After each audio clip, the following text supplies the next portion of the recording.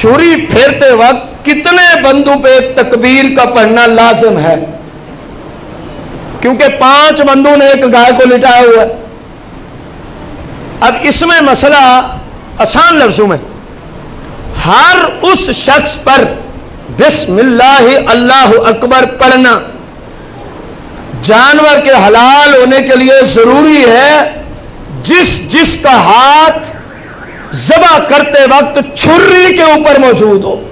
जानवर के ऊपर ना, जिन्होंने जानवर की टांगें पकड़ी हैं, उसके पेट से पकड़ रखा है, उसके सर से पकड़ रखा है, इन पे तकबीर पढ़ना जरूरी।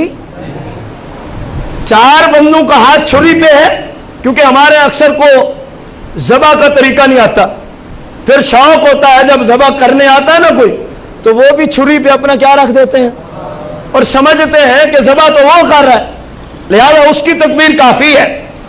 4 बंदों ने ऐन ज़बह के वक्त छुरी पर हाथ रखा और उनमें से किसी एक ने इस ख्याल से तकबीर छोड़ दी कि 3 तो है ना, 3 ने पढ़ी, एक ने छोड़ दी, जानवर मुर्दार हो जाएगा। इस मसले का भी खास ख्याल करें।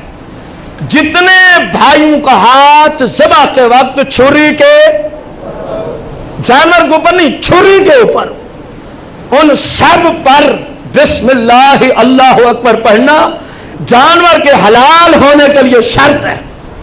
किसी एक ने तर्क कर दिया, जानवर मुर्दार हो गया, कुर्बानी भी नहीं होगी। बहुत सारे और मसाइल जो वक्त